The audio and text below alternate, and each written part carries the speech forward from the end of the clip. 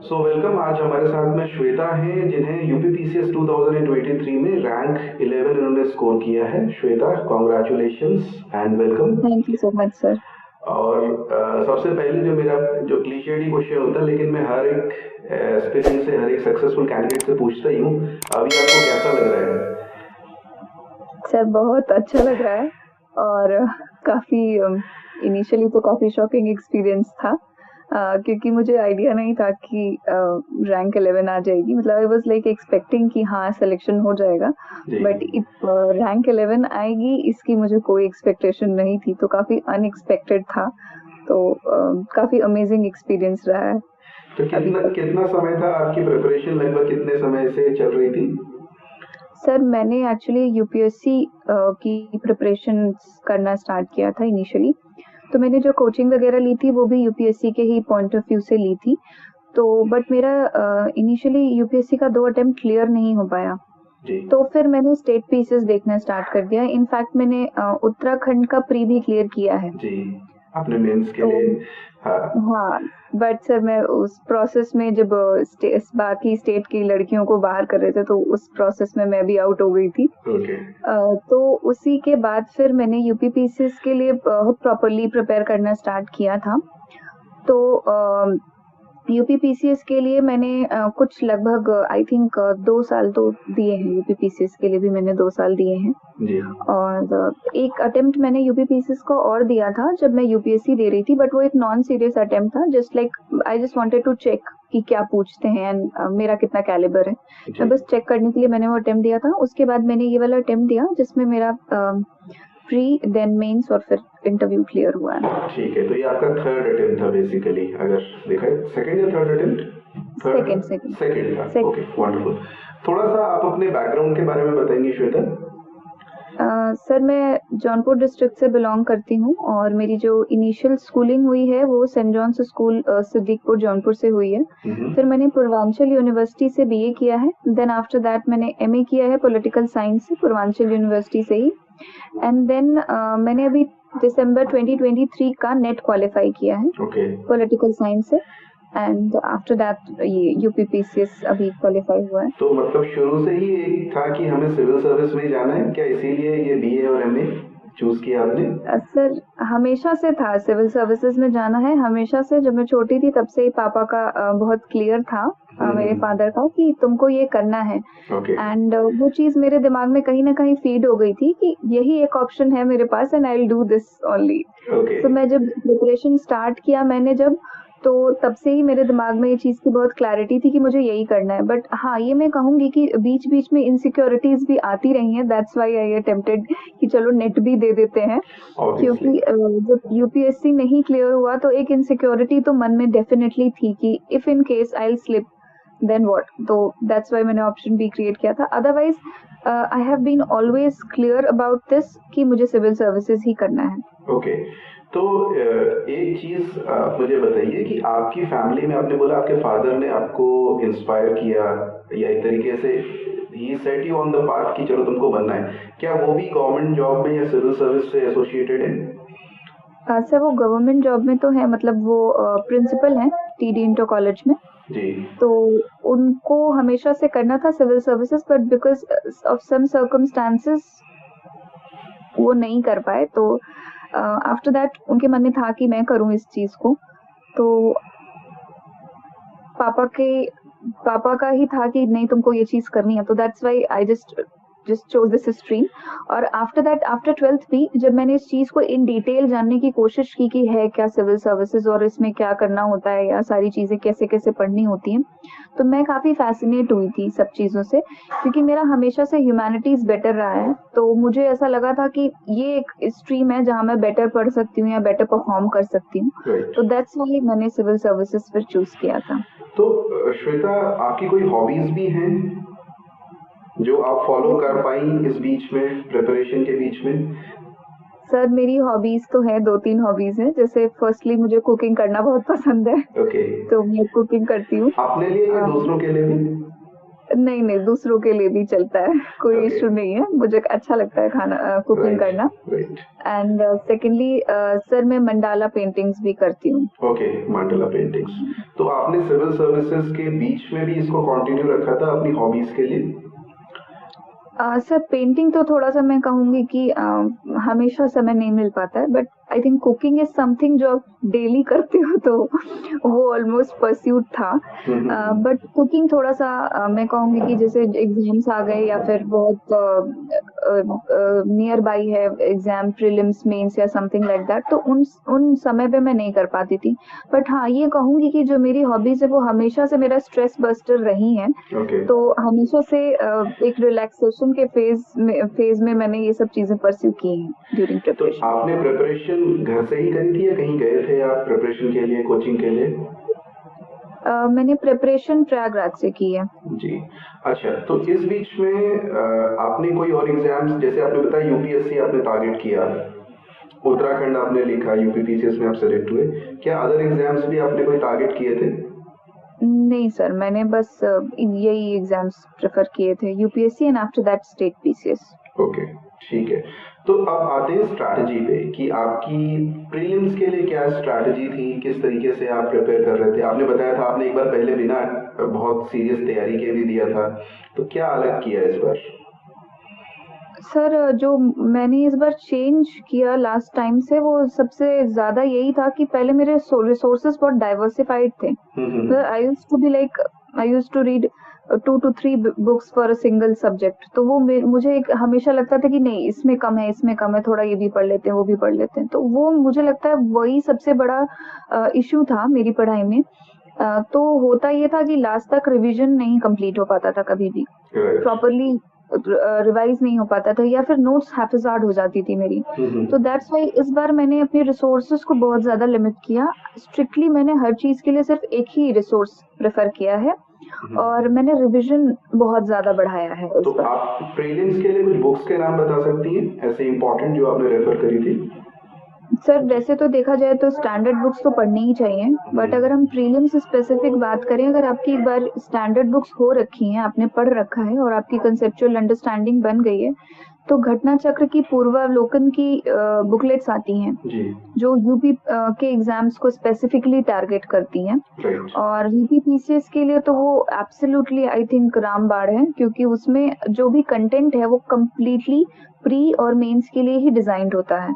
तो मैंने उनकी पूर्वावलोकन की सारी सब्जेक्ट्स की बुकलेट्स पढ़ी थी, एंड आफ्टर दैट मैंने उन्हीं का करंट अफेयर्स भी पढ़ा था। उनकी आई दृष्टि करके एक बुकलेट आती है जिसमें वो एनुअल कंपाइलेशन देते हैं राइट, करंट अफेयर्स को कम्प्लीटली, तो मैंने वो भी पढ़ा था। तो इस बार मैंने जो मेरी प्रीलिम्स की स्ट्रैटेजी थी वो बहुत सॉर्टेड थी कि मैंने इनकी पूर्वावलोकन की सब्जेक्ट्स की सारी बुकलेट्स पढ़ी, एंड आफ्टर दैट मैंने करंट अफेयर्स भी इन्हीं से किया। तो ये सॉर्टेड था मेरा, और लास्ट मोमेंट में मैंने कोई भी स्टैंडर्ड बुक्स नहीं पढ़ी थी, लाइक ओके। लक्ष्मीकांत या स्पेक्ट्रम, ये नहीं पढ़ा था मैंने। तो इसमें एक क्वेश्चन जो मेरे को मिलता है ना, आपने कहा तो मेरे को ध्यान में आया कि घटना चक्र कई बार ऐसा होता है कि लोग 2 साल पहले खरीदे होते हैं और अभी उनका एग्जाम है, तो क्या उनको नया एडिशन लेना चाहिए या पुराने से काम चला सकते हैं? सर मैंने तो नया एडिशन ही लिया था, और नया एडिशन लेने का ये फायदा हो जाता है कि वो बाकी स्टेट में जो भी क्वेश्चंस आते नए हैं उनको भी क्वेश्चन ऐड हो जाते हैं, राइट? तो सारे नए क्वेश्चंस भी ऐड हो जाते हैं। तो मैंने तो नई बुकलेट ही प्रेफर की थी, जी, क्योंकि वो काफी अपडेटेड रहती है, और जितनी बार वो एडिशन छापते हैं तो वो कुछ एडिशन करते हैं अपने कंटेंट में भी, राइट, तो दैट्स व्हाई वो ज्यादा हेल्पफुल लगता है मुझे। ठीक है। अच्छा, मेंस के लिए आपने किस तरीके से अपनी प्रिपरेशन करी थी इस बार? मेंस का सर मैंने पहले तो टेस्ट सीरीज ले रखा था ध्येय आईएएस से, राइट, और मैंने ऑनलाइन भी एक दो ऐसे चैनल्स थे जिनको रेफर किया था, लाइक एस यूपीपीएससी करके एक चैनल है जो इंग्लिश में, मैं सर मेरा मीडियम इंग्लिश है, तो मुझे एक्चुअली यूपीपीसीएस में एक बैरियर आता है कि हिंदी में कंटेंट ज्यादा अवेलेबल है, इंग्लिश अभी में आऊंगा थोड़ा। उस पे, मैं आऊंगा उस क्वेश्चन पे भी। जी, तो उसकी वजह से तो वो इंग्लिश में आंसर राइटिंग मैम प्रोवाइड करती थी, तो मैंने वो रेफर किया था, और एक दूसरा टेस्ट सीरीज मैंने ऑफलाइन ध्येय आईएएस में ज्वाइन कर रखा था। राइट, और अगर सिर्फ कंटेंट बनाने की बात करूं, तो मैंने जो पूरा कंटेंट बनाया है वो पूरा ऑनलाइन मोड में, मतलब ऑनलाइन ही मैंने बनाया था, सारी चीजें मैं गूगल कर लेती थी, एंड जो भी रेलेवेंट कोचिंग्स की लिंक खुलती थी उन्हीं से मैं नोट्स निकाल लिए थे सारे। तो वो इसी नोट्स तरीके आपने से आप ये कह रहे हैं कि आपने ऑनलाइन मेंटेन किए थे नोट्स, ऐसे बोल रहे हैं? नहीं, नो, मतलब आई मीन टू से कि जो रिसोर्सेस थे वो रिसोर्सेस ऑनलाइन ऑनलाइन थे, राइट। लेकिन नोट्स आपने हाथ से लिख करके बनाए थे? हाँ, हाथ से लिख के बनाए थे क्योंकि मुझे ऐसा लगता है कि रिटेन करने में उससे आसानी हो जाती है। आधी राइट। चीजें लिखते लिखते ही याद हो जाती हैं। तो लगभग कितना, मतलब किस तरीके से आप नोट मेकिंग करते थे? मेरे को एक बहुत बड़ा क्वेश्चन हमेशा ये आता है कि नोट मेकिंग करनी कैसे चाहिए? क्या प्री और मेंस के लिए अलग होती है, और अलग होती है तो कैसे होती है? सर प्री के लिए तो मैं सही बताऊं तो एज सच मैंने कोई नोट्स नहीं बनाई थी। हम्म, क्योंकि प्री में चीजें बहुत डायनेमिक रहती हैं और even if right. Current affairs की हम बात करें तो आजकल जो मंथली कंपाइलेशंस आती हैं कोचिंग्स की वो इतनी रेलेवेंट और इतनी टू द पॉइंट होती हैं कि आप, मुझे लगता है उसमें एनर्जी वेस्ट करने का कोई बहुत मतलब नहीं है। राइट। तो मैंने इन करंट अफेयर्स की भी कभी नोट्स नहीं बनाई। और हाँ, मैं फ्लैश कार्ड्स बनाती थी। यूजुअली जब मैं रिवीजन करती थी कुछ ऐसी चीजें जो मुझे रिपीटेडली भूल रही हैं या मुझे नहीं याद हो पा रही हैं, तो प्री में मैं ऐसा करती थी कि उनके फ्लैश कार्ड्स बना के रख लेती थी काफी सारे, और फिर मैं अपने वॉल पे जहाँ पे मैं पढ़ती थी वहां पे मैं उन्हें पेस्ट कर लेती थी। तो I used to see them every day in the morning. तो ये मेरा रिवीजन करने का एक पैटर्न होता था। राइट। और अगर मेंस की बात करूं तो सर मेंस में तो बिना नोट्स के पॉसिबल ही नहीं है कि आप क्रैक कर लोगे, बिकॉज एट द लास्ट आपको जब रिवीजन करने का टाइम आएगा तो इतनी रिसोर्सेस हैं, इतना फैलाव है कि वो चीज आप लास्ट में कंप्रहेंड ही नहीं कर सकते। राइट। तो इसलिए मैंने मेंस के लिए नोट्स बनाई थी। और जो मेंस में मैंने नोट्स बनाने का मेरा जो तरीका था वो सिंपल था कि मैं हमेशा सिलेबस टेबल पे रखती थी और पीवाईक्यू खोल के रखती थी। पहले सिलेबस से जो पॉइंटर रेलेवेंट है, फॉर एग्जांपल अगर मैं कहूँ कि मैंने कम्युनलिज्म पे नोट्स बनाना स्टार्ट किया, तो कम्युनलिज्म पे मैं ऐसा करती थी कि मैंने देख लिया क्या टॉपिक है, क्या रेलेवेंट क्वेश्चंस पूछे जा रहे हैं, उन रेलेवेंट क्वेश्चंस जो भी क्वेश्चंस आए हैं उनकी जो डिमांड्स हैं उनको ध्यान में रखते हुए मैं नोट्स बनाना स्टार्ट करती थी। और मैं कभी भी कोई भी टॉपिक का एक बारी में नोट्स नहीं बनाती थी। हमेशा कोशिश करती थी कि एक दो बार चीजें पढ़ लूं so that I can filter what I have to take and what I have to like not take. तो उस चीज को ध्यान में रखते हुए हर क्वेश्चन में what and why, pros, cons और रेमेडी, लाइक वे फॉरवर्ड, इस तरीके से मैं करती थी। और ये मैंने मेक श्योर किया है कि जो भी रेलेवेंट टॉपिक्स हैं जो जिनमें भी फैक्ट्स इंपॉर्टेंट हैं या केस स्टडी इंपॉर्टेंट है, तो मैं वहीं पे दो चार फैक्ट्स, जैसे भी क्वेश्चन डिमांड करे उस हिसाब से मैं वो फैक्ट उठाती थी और दो चार फैक्ट्स लिख लेती थी लाइक डेटा। और लास्ट में अगर मुझे कोई रेलेवेंट केस स्टडी मिल जाती थी कहीं किसी बुकलेट से या मंथली मैगजीन से या ऑनलाइन कोई केस स्टडी मिल गई तो वो केस स्टडी में नोट कर लेती थी। तो यही फॉर्मेट रहता था और मैं किसी भी टॉपिक पे कोशिश करती थी कि एक पेज से ज्यादा नोट्स ना बने, क्योंकि लास्ट में रिवीजन करने में बहुत इश्यू आता है। तो मुझे लगता है कि लास्ट में जाते जाते मेरे पास आई थिंक कुछ 100 और 120 पेजेस की नोट्स थी। उन्हीं को मैंने रिपीटेडली रिवाइज किया था सारे पेपर्स मिला करके, और उन्हीं को मैंने रिपीटेडली रिवाइज किया था। और उन्हीं को लास्ट में मैंने एक और काम किया था कि लास्ट में वो जो टॉपिक्स थे उनका भी मैंने शॉर्ट नोट्स बना रखा था, लाइक फ्लैश कार्ड्स भी एक माइंड मैप के फॉर्मेट में कि क्या टॉपिक है या उसके क्या इश्यूज हैं, क्या प्रोज हैं, क्या कॉन्स हैं, क्या वे फॉरवर्ड है, 2-3 एक दो फोटोज अगर आप हमें भेज देंगी तो बहुत हमारे लिए इजी रहेगा। इस वीडियो में मैं चाहूंगा कि हम लगा करके लोगों को दिखाएं। सर बिल्कुल मैं भेज दूंगी। एक्चुअली मैं घर पे आ गई हूँ, मेरी नोट्स वहाँ पे छूट गई है, तो मैं वहाँ जाऊंगी तो मैं आपको वो सारे नोट्स भेज दूंगी, बिल्कुल भेज दूंगी। ठीक है। Now another thing is current affairs का। अभी आपने बताया कि मंथली कंपाइलेशन आप फॉलो करती थी, क्या आप कोई न्यूज़पेपर भी फॉलो कर रही थी? सर न्यूज़पेपर में मैंने इंडियन एक्सप्रेस हमेशा से रेफर किया है, क्योंकि हिंदू की लैंग्वेज इनिशियली जब मैंने स्टार्ट किया था तो मुझे कंपैरेटिवली टफ लगी थी। तो मैंने तभी से इंडियन एक्सप्रेस पढ़ना स्टार्ट कर दिया था, तो मेरा उसी के साथ एक कंफर्ट लेवल था, तो मैंने इंडियन एक्सप्रेस पढ़ा था। बट मैं कभी भी उससे नोट्स बनाने का एटीट्यूड नहीं रखती थी कि मैं नोट्स बनाऊंगी, क्योंकि मुझे ऐसा लगता था जो भी इंपॉर्टेंट चीजें हैं वो कहीं ना कहीं घूम फिर के मंथली कंपाइलेशंस में आ ही जाती हैं। तो दैट्स व्हाई। कितना समय लगभग आप डेली देती थी करंट अफेयर्स में? हाँ जी, Indian Express newspaper. Sir almost I think आराम से मुझे इनिशियली तो मुझे 1.5 घंटे लग जाते थे, 1.5 आवर। आफ्टर दैट वो रिड्यूस होके 1 आवर पे आ गया था।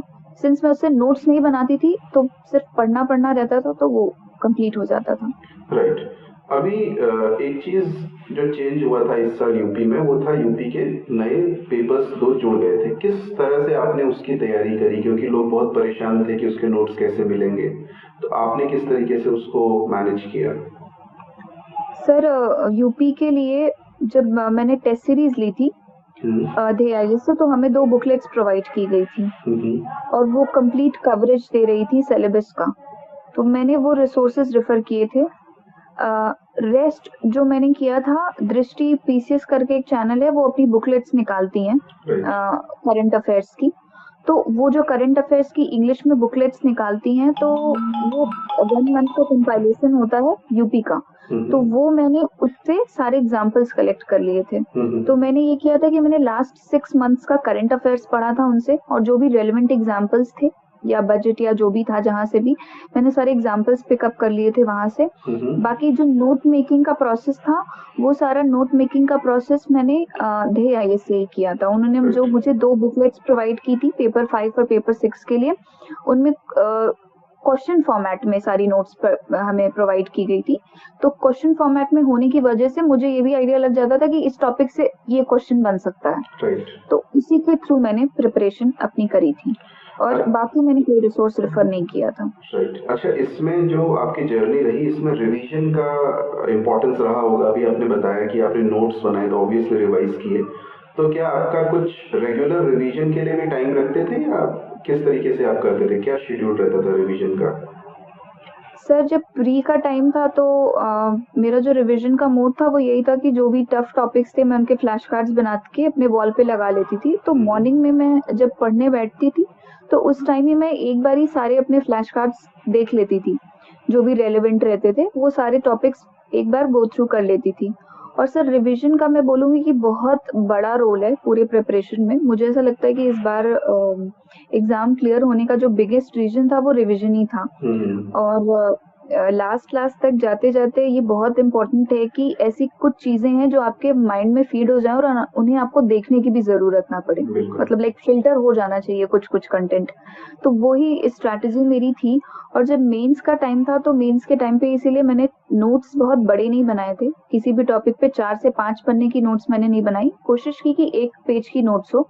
उसी नोट्स को मैं कोशिश करती थी कि बैठती थी जब पढ़ने, तो 1 घंटे का टाइम फिक्स करके रिवीजन को डाल देती थी, और फिर उसके बाद मैं आगे का टॉपिक कंप्लीट करने की कोशिश करती थी। तो यही स्ट्रैटेजी रखी सर। अच्छा, थोड़ा आंसर राइटिंग का आपका जो प्रोसेस था, आपने प्रैक्टिस करी होगी ऑब्वियसली, तो उसके लिए अगर आप बता पाएं, उसमें आप एस्से भी इंक्लूड कर सकती हैं कि एस्से का आपने किस तरह से प्रैक्टिस किया था? सर सबसे पहले तो एसे का बताऊंगी। एसे मैंने डेली नहीं लिखा है। एसे मैं कोशिश करती थी कि मैं हफ्ते में 1 बार लिख लूं। और जो इम्पोर्टेंट एसेस हो सकते हैं, जो प्रोबेबल टॉपिक्स हैं, वो हमेशा ऑनलाइन मिल जाता है कि लाइक आपको एक लिस्ट मिल जाती है। जब मैंने आपको बताया कि मैंने टेस्ट सीरीज ली थी, तो उन मैम ने हमें कुछ 30 टॉपिक्स के लिस्ट दे रखे थे कि ये प्रोबेबल टॉपिक्स हैं जो आ जाएंगे। मैंने कोशिश की कि उन सब पे almost, not I would say 30 completely, but almost पे एक बार मैंने इसे लिख रखा था। और जो मैम थी, मैं उन्हीं को रेफर करती थी बार बार कि मैम आप रिव्यू कर दीजिए कैसा है इसे। मैं इसी तरीके से मैंने इसे प्रिपेयर किया। मैंने कोई स्पेशली कोई बुक नहीं पढ़ी है, और ना ही कोई स्पेशली कोर्स लिया था इसके लिए। बस ये मेक श्योर किया कि हर हफ्ते एक ऐसे लिख लिया जाए। तो इसी के लिए तो ये सिंपल था मेरा। और अगर कंटेंट की बात करें, तो कि मैं कंटेंट कहाँ से डेवलप करती थी, तो सर अगर हम देखें तो जो पहला और दूसरा सेक्शन है वो कहीं ना कहीं हमारे कोर्स में ही, हमारे सिलेबस में इंक्लूड हो जाता है, तो वो वहां से केटर हो जाता था। और जो थर्ड टॉपिक था, जो करंट एसोसिएटेड था या इंटरनेशनल रिलेशन से एसोसिएटेड था, सर वो करंट अफेयर्स से ही कंप्लीट होता था। जो कि हम जब एडिटोरियल्स वगैरह जो भी हम पढ़ते थे, उनमें जो कंटेंट हमें मिलता था, मैं उन्हीं को नोट डाउन कर लेती थी एसे के पर्पस से, और उसी कंटेंट को मैंने यूज किया है ऑल द टाइम एसे लिखने के लिए। और सर बाकी अगर जीएस पेपर्स की बात करें, तो सर जीएस में आंसर राइटिंग तो मैंने की थी, प्रॉपरली की थी, क्योंकि मैंने सर टेस्ट सीरीज तो ले ही रखी थी। और मैंने daily answer writing program join किया था एसीयू पीपीएससी का। वो डेली 5 क्वेश्चंस पोस्ट करती थी, और हम उन्हीं का आंसर करने के बाद मैम रिव्यू प्रोवाइड करती थी। तो मेरा ऐसा मानना है सर कि मेंस में most important pillar is answer writing, and it's important कि आप डेली लिखें। अगर आप हफ्ते में एक बार लिख रहे हैं तो आई डोंट थिंक सो कि अगर हफ्ते में एक बार 20 क्वेश्चन लिख लिए वो रेलेवेंट मुझे ज्यादा नहीं लगता था एज कम्पेयर टू कि आप 5 क्वेश्चंस एवरी डे लिखो विद मतलब टाइमर लगा के लिखो। तो मैंने वही स्ट्रैटेजी फॉलो की थी कि मैं डेली आंसर राइटिंग करती थी। 4 to 5 क्वेश्चंस डेली मैंने लिखे हैं, और उन्हीं क्वेश्चंस को मैं खुद भी सेल्फ एनालाइज भी करती थी बाद में कि हो सकता है कि इसमें 1-2 पॉइंटर्स और ऐड हो सकते हैं। तो जब आप एक अपना एक सेट बना लेते हैं क्वेश्चंस का, तो लाइक आई वुड से कि शायद मेरे पास 300 और 350 क्वेश्चंस का एक सेट था सारे पेपर्स को मिला के। उन्हीं को बार बार रिवाइज करते करते मुझे समझ में आ जाता था कि यहाँ पे या मैप जा सकता है, या फिर कुछ प्रेजेंटेशन बेटर हो सकती है, या ये मैं कट शॉर्ट कर सकती हूँ, या मैं ऐड कर सकती हूँ। तो मैं वहीं पे वो चीजें लिख देती थी, सो दैट एट लास्ट में मैं वो क्वेश्चंस ही रिवाइज करके गई थी। बेसिकली मैं सही बोलूँ तो मैंने अपनी आंसर राइटिंग की कॉपी को ही 2-3 बार रिवाइज किया था, और उसी प्रोसेस में मुझे काफी हेल्प मिली थी वहां पर। तो मुझे लगता है सर डेली आंसर राइटिंग काफी इम्पोर्टेंट है, तो यही मेरी स्ट्रैटेजी थी। राइट। अच्छा, इसमें आपने जो आंसर राइटिंग शुरू करी थी, क्या ये प्री के रिजल्ट के आने के बाद, या प्री खत्म होने के बाद, या प्री से पहले भी कभी आप करते थे? किस तरीके से कब शुरू किया? सर डेली तो नहीं लिखती थी। प्री के पहले ये पैटर्न नहीं था कि डेली आंसर एक लिखना ही लिखना है, पर जब प्री क्लियर हुआ उसके बाद से मैंने डेली आंसर राइटिंग करी है। प्री के पहले मेरा ये मानना है कि आप कोशिश करें कि आप हफ्ते में 5 से 6 आंसर लिखिए, ईदर इन वन गो और वन डे एवरी डे एक क्वेश्चन आप लिख लें। तो मेरा यही स्ट्रैटेजी होता था कि मैं संडे को रिवीजन करती थी, तभी मैं 2-3 क्वेश्चंस के आंसर या 4-5 जो भी कंफर्टेबल लगता था वो लिख लिया करती थी। बट आई वुड से कि बहुत सीरियस आंसर राइटिंग मैंने प्री के पहले नहीं की थी। सीरियस आंसर राइटिंग मैंने प्री क्वालिफाई होने के बाद ही की, जब मैंने कोर्स लिया था 75 डेज का। राइट। अच्छा, एक चीज जो बहुत इम्पोर्टेंट रही है वो होता है कि कोई ना कोई मेंटोर रहता है जिसका इम्पोर्टेंस रहता है जर्नी में यूपीएससी के लिए। कई बार फैमिली में होता है, कई बार फैमिली के बाहर होता है, कोचिंग के टीचर्स होते हैं। तो आपका ऐसा कोई मेंटोर था जिसने हेल्प करी आपको? किस तरीके से हेल्प करी है? फैमिली सपोर्ट किस तरीके से रहा? सर मुझे जो मेंटोरशिप मिली है वो बेसिकली मेरी फैमिली और फ्रेंड से ही मिली है। फैमिली में मेरे 2 कजिन ब्रदर्स हैं, वो भी सिविल सर्विसेज की प्रिपरेशन कर रहे हैं, तो they are elder than me. तो उन दोनों ने मुझे काफ़ी मेंटोरशिप और गाइडेंस प्रोवाइड की थी इस पूरे प्रोसेस में। और तीसरा मेरी फ्रेंड है साक्षी, उसके थ्रू मेरे काफ़ी सारे डिस्कशंस होते थे और हम साथ में पढ़ाई करते थे, तो उसने मुझे काफ़ी ज़्यादा गाइड किया है इन पूरे मीनवाइल प्रोसेस में। आप जब भी अपनी आंसर राइटिंग किसी कोर्स के थ्रू चेक कराते हैं, तो मुझे ऐसा लगता है कि कहीं ना कहीं एक पर्सनल कमेंट का मतलब स्पेस नहीं होता। लाइक मुझे ऐसा लगता है कि एक बैरियर के साथ कमेंट आता है। बट अगर आप पर्सनली किसी को अपनी कॉपी चेक करा रहे हो या जो भी आप आंसर्स लिख रहे हो, तो एक ऑनेस्ट कमेंट मिलता है। तो मैंने वो चीज की थी कि मैं हमेशा से जो मेरे भैया लोग हैं, मैं उनको अपने आंसर्स भेजती थी, और मैं अपनी फ्रेंड को भी अपने आंसर्स देती थी। तो जो पर्सनल कमेंट्स उनसे मिलते थे मैं उनको डेफिनेटली इंक्लूड करती थी। तो मुझे ऐसा लगता है पूरे प्रोसेस में ये 3 लोग थे जिन्होंने मुझे मेंटोरशिप प्रोवाइड की है। वंडरफुल, अच्छा हो गया। अच्छा, ये बताइए कि आपका कोई रूटीन था? जैसे कई लोगों का रूटीन रहता है कि मॉर्निंग में उठते हैं, उसके बाद से XYZ जो भी किया, फिर अपना पढ़ाई शुरू कर दी, फिर लंच के लिए उठे, फिर कुछ किया। ऐसा कुछ रूटीन फॉलो कर रहे थे, या जैसे चल रहा है वैसे चलना है? सर रूटीन एज सच सही बोलूं तो कोई बहुत ऑल सेट रूटीन नहीं था। फ्लेक्सिबिलिटी के साथ ही मैंने हमेशा से पढ़ाई की है। हाँ, मैं ये कहूंगी कि मैं सुबह रोज उठती थी। सुबह उठने का रूटीन मैंने फिक्स कर रखा था, और मैं यूजुअली हमेशा अपने टॉपिक्स डिसाइड करती थी, घंटे नहीं डिसाइड किए मैंने कभी कि मैं आज 10 घंटे पढ़ूंगी या 12 घंटे पढ़ूंगी, 13 घंटे पढ़ूंगी। मैंने हमेशा टॉपिक वाइज पढ़ाई की कि ये आज का मेरा टॉपिक है और ये सर्टेन टॉपिक्स मुझे खत्म करने हैं। अब उसमें जितना भी टाइम मुझे डिवोट करना पड़ेगा, मैं वो सारा टाइम डिवोट करने की पूरी कोशिश करती थी। या आई वुड से कि कभी कभी ब्रीच हो जाता था और नहीं भी होते थे सारे टॉपिक्स कंप्लीट, क्योंकि मेंस में लेयर्स इतनी ज्यादा हैं कि आप एक पढ़ोगे तो सारे लेयर्स खुलने लग जाते हैं। तो वो इशू, वो बैरियर होता था, बट स्टिल मेरा कोई एज सच घंटों का आवर्स फिक्स नहीं थे पढ़ाई की। मैंने हमेशा टॉपिक से डिसाइड किए, तो कभी कभी ऐसा भी होता था कि टॉपिक 3-4 घंटे में ही खत्म हो गया, और कभी कभी ऐसा होता था कि बहुत ड्रैग हो जाता था, इंटायर डे उस टॉपिक में चला जाता था। तो वो इशू तो आता था, बट स्टिल घंटे डिवोट करना इसलिए मुझे बेटर नहीं लगता कभी भी, क्योंकि कभी कभी हम एक माइंडसेट बना लेते हैं कि मैं इतने घंटे पढ़ूंगी तो पढ़ूंगी, even I if I am not efficient during that time. तो इसलिए मैंने कभी घंटों पे ध्यान नहीं दिया, और कोई बहुत फिक्स्ड टाइम टेबल भी नहीं रहा है। बट हाँ, मैं ये कोशिश करती थी कि मैं सुबह उठ के ही पढ़ाई करूं, क्योंकि मैं रात में उतना नहीं पढ़ पाती हूँ। Okay. तो यही रूटीन रहा है बेसिकली। अच्छा, कोई स्पेसिफिक इश्यूज अगर आपके आए तैयारी में, कहीं कोई प्रेशर्स किस तरह के, ऐसा लगा कि अभी छोड़ देनी चाहिए, या कभी ऐसा लगा?